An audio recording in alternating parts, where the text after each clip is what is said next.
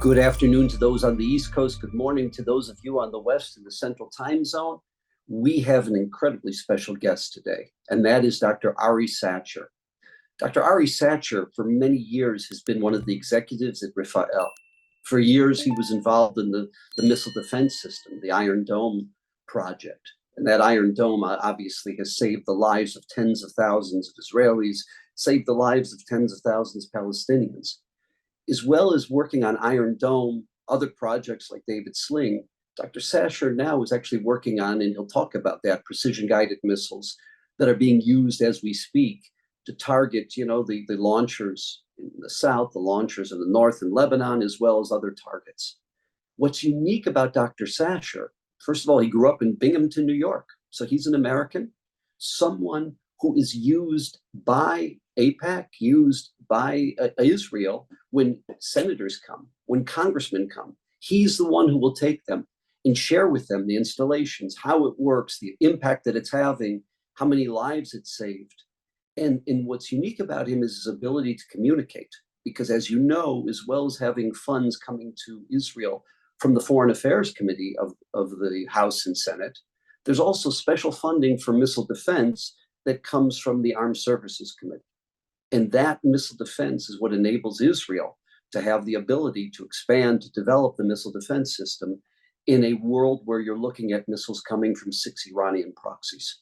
But enough of me. Let's really get to Dr. Sasher. He's a treasure. He's a treasure of Israel. He's a treasure of the Jewish people. And it's a fascinating personality and an honor to have him with us today. Dr. Sasher. Thanks, Steve. Thank you, Steve. Just a quick introduction to myself. I am speaking to you today from a town called Moreshet. Moreshet is in the Western Galilee, between Haifa and Carmiel. Now, while I think I'm speaking to you from Moreshet, my telephone does not tell me that I'm speaking to you from Moreshet. In fact, if I go on to Waze or if I go on to Google Maps or Apple Maps, it is convinced that I am standing at this very moment at Beirut International Airport at the intersection of the two main runways.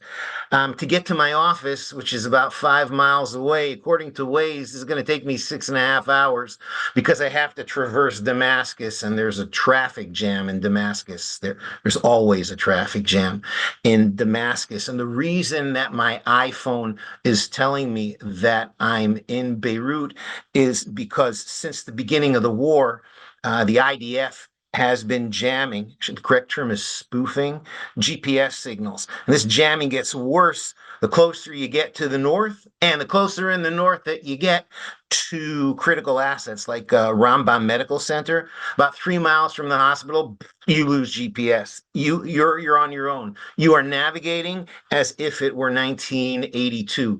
And at my advanced age, this is not simple. And obviously, the reason that we're doing this is because we have our friends and the neighbors in the north, the Hezbollah, an Iranian Shiite proxy, that are very, very interested in sharing gifts with us. As we say, Sonei matanot yichyeh, he who who detests gifts will survive. We want to survive. And many of these gifts that they're giving us are very, very different from the rockets that they fired at us in 2006.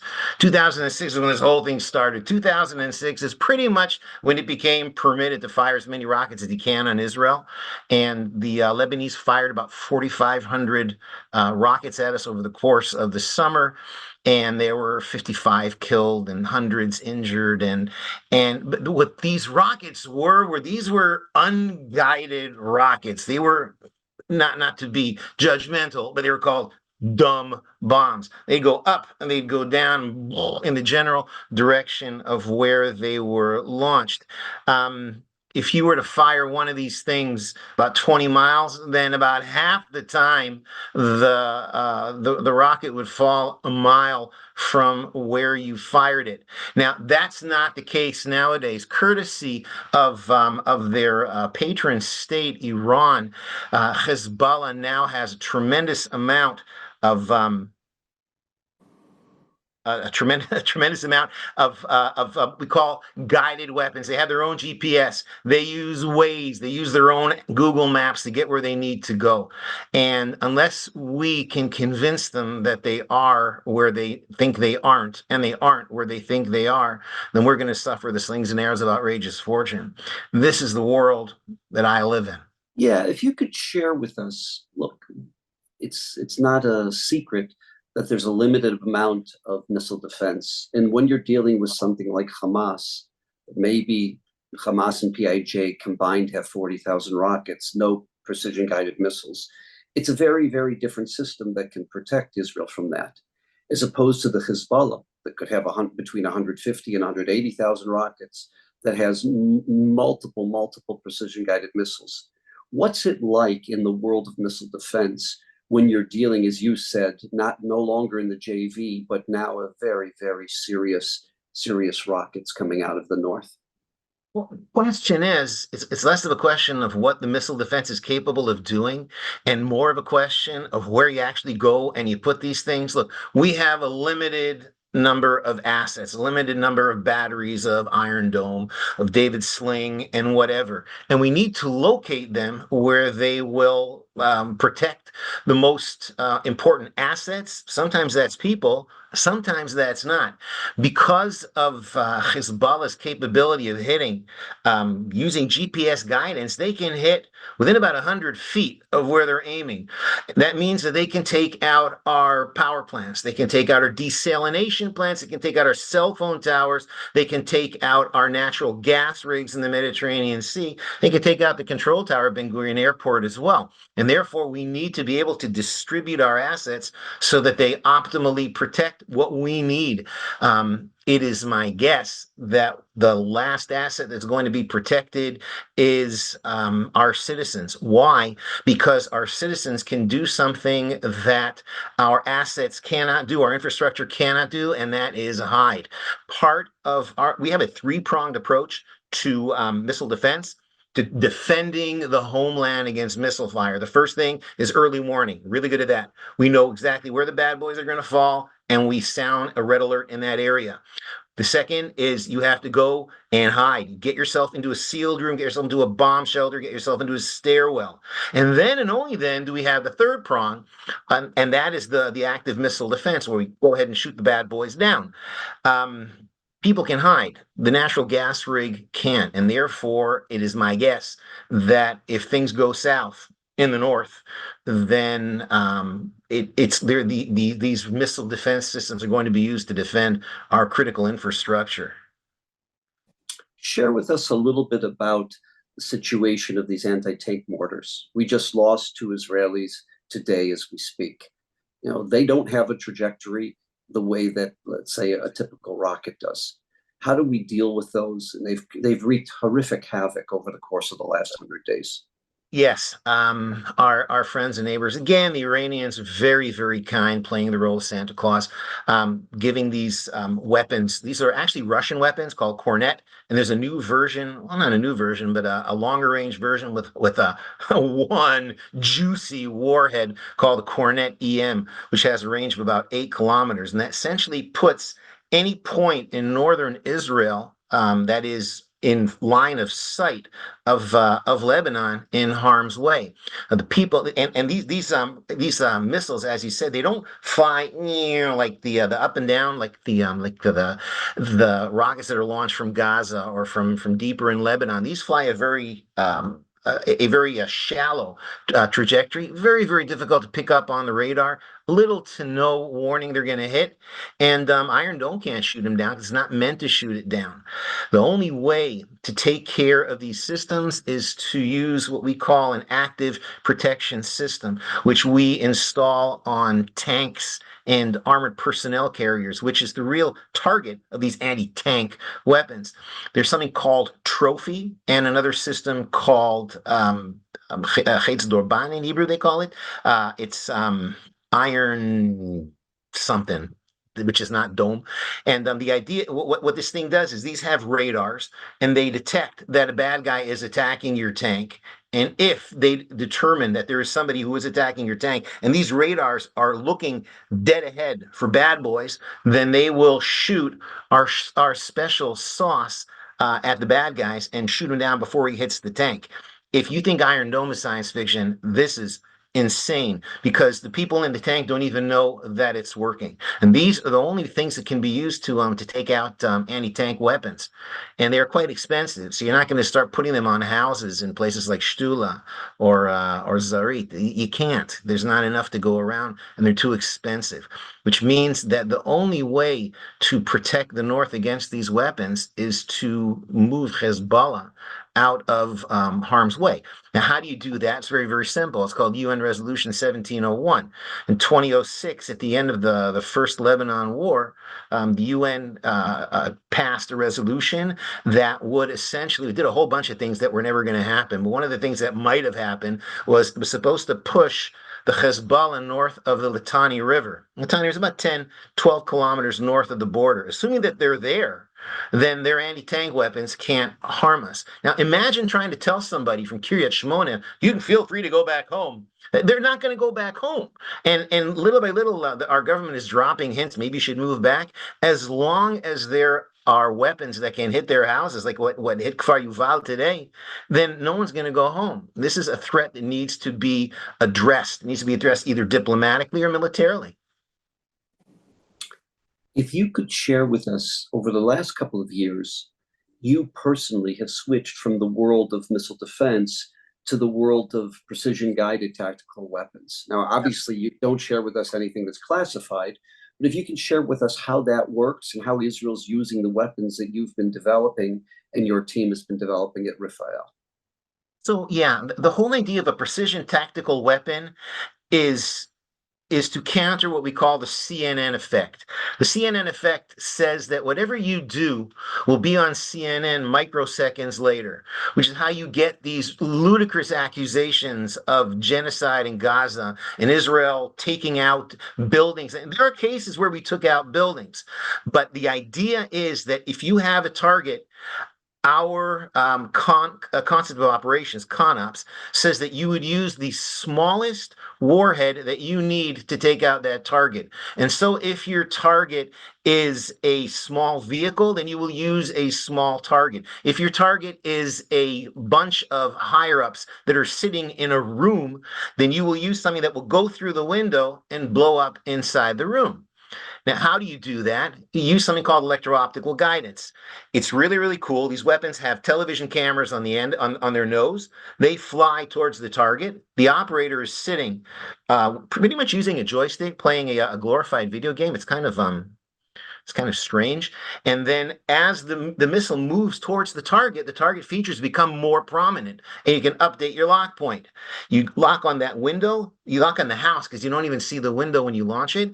As the missile gets closer to the house, windows come into view, you know which floor, and then you get closer, the actual windows come into view, lock on a window, it goes right in and does what it needs to do. The idea is to use as little force as possible to achieve your mission.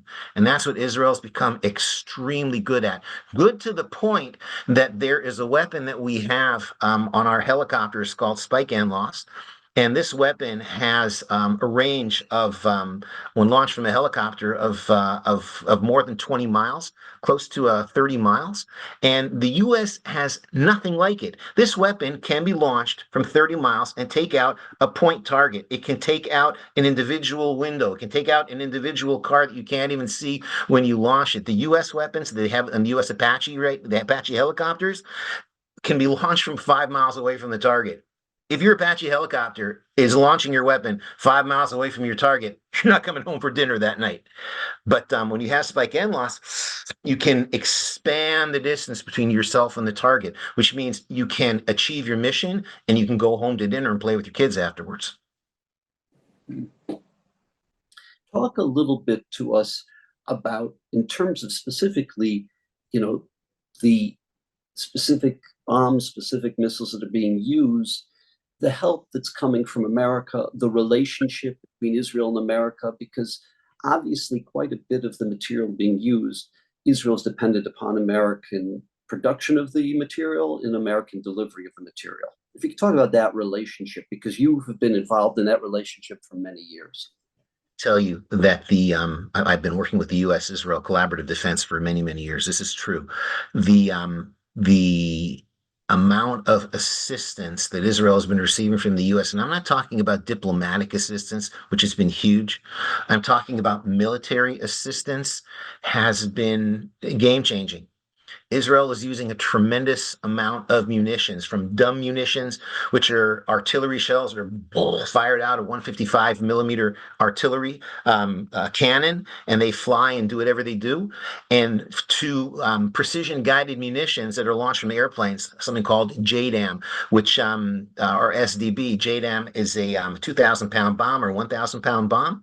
And it has a GPS on it, and it goes exactly where it needs to go and takes out exactly what it needs to take out. You see sometimes in Gaza that there are individual buildings that are taken out because these buildings were determined to house critical Hamas infrastructure, critical Hamas terrorists, rocket launchers underneath the buildings, tunnels. These were taken out using precision-guided munitions such as JDAM. The United States has been giving us a lot of these. They've been giving us a lot of artillery shells.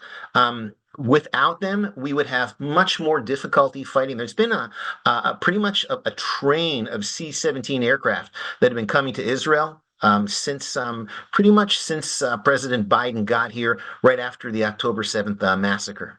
Our thanks. We cannot. I mean, it's Hakar Satov is so ingrained. The acknowledgement that good has been done to us, and I cannot say thank you enough to the United States of America. It's really easy to say gimme, gimme, gimme, and Israelis were good at that.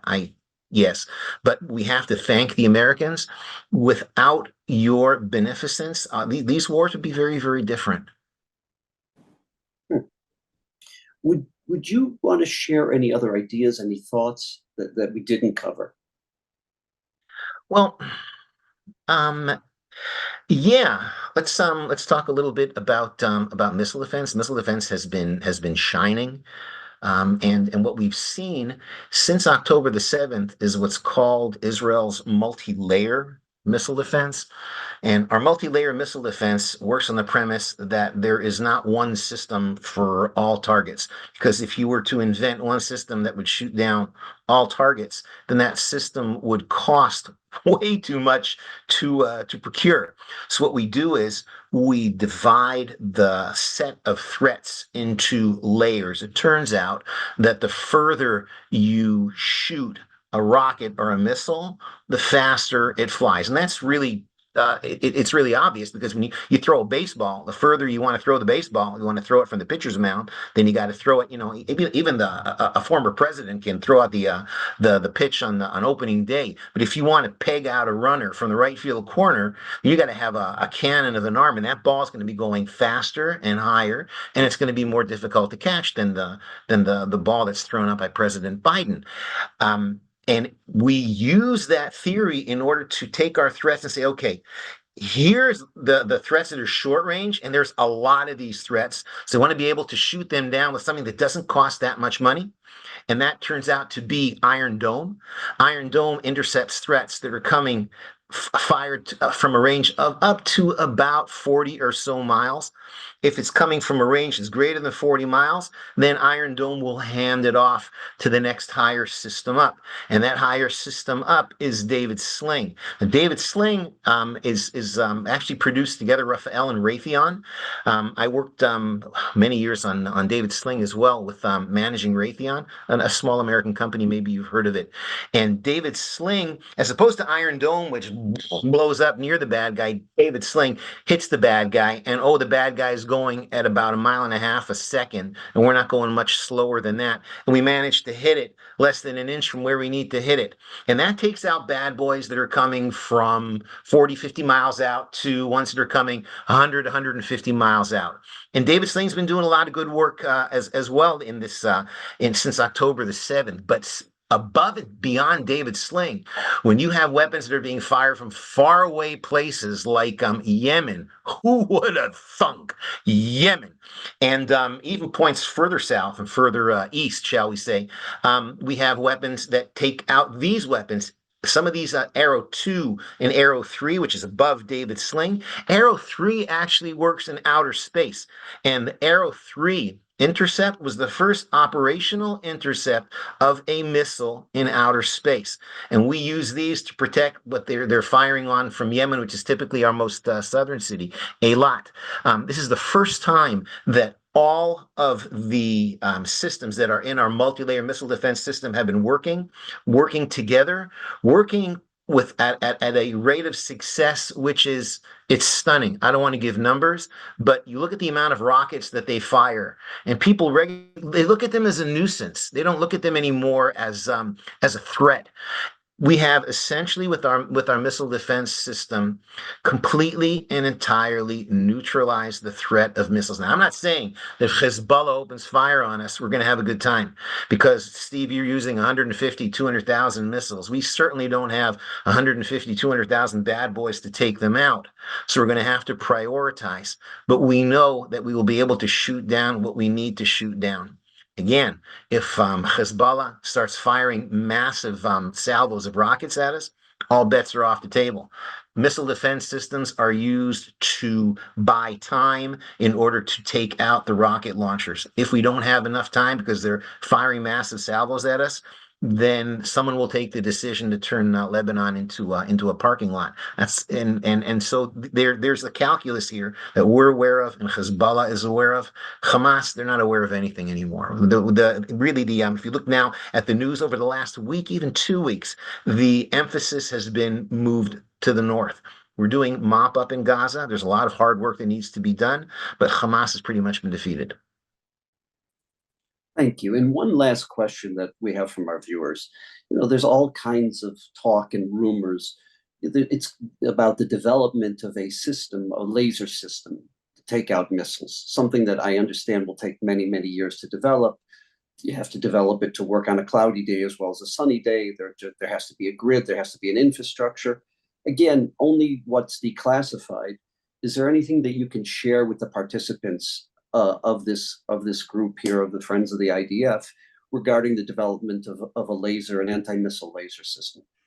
I can tell you two things. I can tell you what I heard only yesterday from Yuval Steinitz. Yesterday was Shabbos. It was this morning from Yuval Steinitz, who is he's the head of the directorate of RAFAEL. He came out announcing that the RAFAEL system called Iron Beam, which is meant to take out short-range rockets, rockets that are flying, that don't fly for long enough for Iron Dome to take them out, because Iron Dome really needs to get from point A to point B, and a laser works at the speed of light. He said that would be operational in 1.5 to 2 years, which is really what we've been saying for a very, very long time. That said, there are Iron Dome, for instance, was rushed into what we called it was really emergency testing, which was essentially testing the missile, using it in operation, such that if the system worked, then we could say, hey, the system worked. And if it didn't, then we could say, well, it's still in development. So I would not, while I do not know what's going on, I would not be surprised if there were systems that were out there that are in advanced development that are being used. I don't know what there is, but I can tell you that I would not be surprised at all if this were the case. Thank you. We're profoundly grateful to you. Thanks, Over the years, you have addressed audiences of FIDF throughout the length and breadth of America. And, look, you're a treasure. You're a treasure to Israel, treasure to RAFAEL, and a treasure to the Jewish people. Thanks so much. And all those from Binghamton, New York, who are listening, we've got a proud prodigy of Binghamton, New York. Thank you for really sharing your thoughts, your insights with us.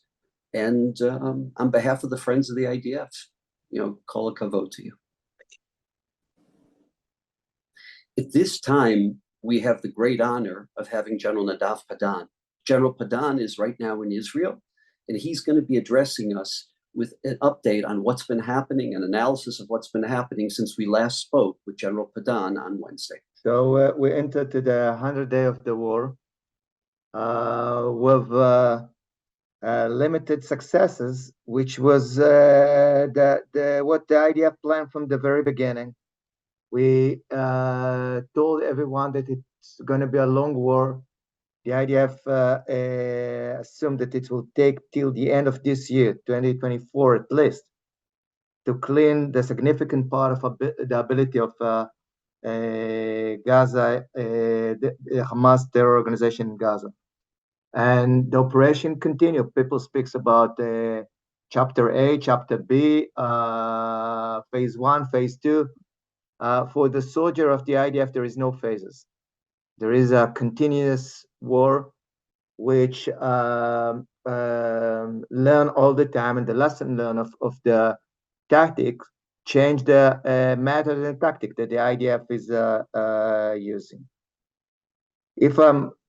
If I try to describe the war in numbers, so we know that Hamas from October 7, regardless the strike that everybody speaks about, launched over 9,000 rockets toward Israel that penetrate the state of Israel, and other that fell inside Gaza Strip. Continue to the conversation that you had before. You must understand that when you are speaking about operation, you have to remember that both sides are attacking. It's not that Israel waiting with the anti-missile defense system to welcome the rocket or the missiles of Hamas or Hezbollah. We are launching a lot of preemptive attacks, and we destroy a lot of rockets on the ground, thousands of them, by the way, in Gaza, and few in Lebanon so far. When it comes to the terrorists that been killed, we killed over 9,000 terrorists. We killed 2 brigade commanders, almost 20 battalion commanders, over 50 platoon commanders, and we arrested 2,300 terrorists that under Amman right now, try to figure out if we can get to some kind of information from them. Prior to that, Israel didn't stop supporting the people of Gaza Strip. So when you hear the news that a nation criticized Israel for the humanitarian support that's been given to the Palestinian people, so far we sent into Gaza Strip over 140,000 tons of humanitarian support, which is almost 7,700 trucks. That's a lot. That's a lot, taking in consideration that our hostages that are there over 100 days are not getting drugs, are not getting food, and the support they need. So while the nations criticize us for non-supporting the Palestinian people, they are not giving the basic medical treat to our people. And there is eldest people there. There is baby that celebrate 1 year old happy birthday a week ago. So the situation in when it comes to the way it's described from an international point of view and in the media is quite insane. Speaking about the international perspective, what's going on in Israel, we dealt this week with South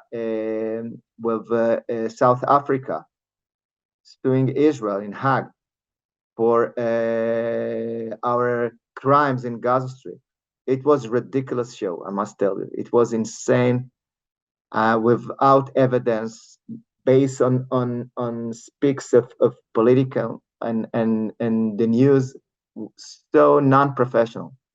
But while everybody cheered to our boards of lawyers that defend and present Israel very professionally, we have to remember and we have to Now, I'm not misleading ourselves. The people that represent the Arab nation, the African nation in Hague are not willing to listen to the fact. They came with opinion to Hague before. The show in Hague is not relevant, and they vote the same vote that they would been voted before the event last week have been started. Speaking about what happened in Lebanon. In Lebanon, we're dealing with two main efforts. One is the fact that Hezbollah keeping his attack under the threshold of war, but destroying bit by bit the first line of settlements, kibbutzim, and villages along the border between Israel and Lebanon. You spoke before about the Kornet missiles that are launching toward those buildings that unfortunately caused the death of two eldest people in Kibbutz Yuval, Far Yuval, today. Those missiles just destroying empty building in most cases because the people evacuate from the north and the Hamas keep destroying buildings and create a situation that it will be very tough and very hard to bring the citizens and the people that evacuate from the north back to their kibbutzim and villages along the border. We can see what happened in Iraq. The campaign against British and American bases continue. It's happened yesterday and today. At the beginning, it was a result of the support of the U.S. to Israel. Now it's the story changed to supporting the Houthis. Since our last meeting, the Houthis been attacked by the Western coalition led by the U.S. and Britain. There were 3 waves so far of attack toward the storages of missiles and rocket, and the Houthis' abilities to prevent the open pass of naval ship between Asia to Europe through the Suez Canal and to Eilat. Speaking about the Houthis, don't mislead yourself. They have the ability to continue attacking both with the support of the Iranian and as terror organization that's supported by Iran. They understand the message, but the message won't block them from continuing those efforts to become part of the Shia movement to take over the Middle East. And not only Israel are watching carefully and with a lot of worry about what happened with the proxies of the Iranian, also what we call the moderate country like Egypt, Saudi Arabia, and other. And therefore, you've heard this week that the U.S. spokesperson of the White House said that at the end of the war in Gaza, we will continue the negotiation to set peace agreement between Saudi Arabia and Israel, which means that you send a message that the door is not closed, although there is a war. And most of the moderate country are looking at this normalization and the relation with the U.S. as the future for the Middle East, and not the future that Islam Brotherhood of Iran, that's the revolution regime of Iran, trying to offer to the Middle East. The last thing I want to say is about the amount of reservists and the way that we're dealing with the challenges inside Israel, parallel to the war. You know, when over 300,000 reservists are recruiting and serving in the war, the economic situation in Israel under huge challenge, and the IDF knows that you have to balance between the needs of the war and the needs of our economy. And we started release reservist brigades. We reduced the amount of reservists in few thousand. I don't want to speak about the specific numbers, but it's kind of a balance that the IDF managed between the needs of the war, which already been mentioned, will continue till the end of the year, and the needs of our economy. Speaking about our journey, I'm saying it again, that this is a marathon. We were very excited at the very first months to support Israel, but we have to understand that it's a marathon, and we have to run with the IDF, with the effort of Israel, to win this war till the end of the year. This is our journey. We have to understand it. We have to translate it to plans, and the way we are supporting the IDF, and not to try to support this unit, the death unit, with small thing, but work with the IDF leadership and plan it so the IDF will have the energy and the spiritual energy and the mental energy to win this war and continue this war till the end of the year. That will conclude my very briefly describe of what's going on right now in Israel. If there is questions, Stephen. Only because I know, General Padan, both you and I, we have a mission that we're a little late for. I'm going to save some of the questions for the next time we meet, but we are very grateful for the briefing, for the analysis, and we're very grateful as well for Dr. Ari Sacher. To those participating, we want to wish you a meaningful few days. We'll be back on Wednesday. Lara Krinsky will be moderating on Wednesday's briefing, and we just ask of you the following.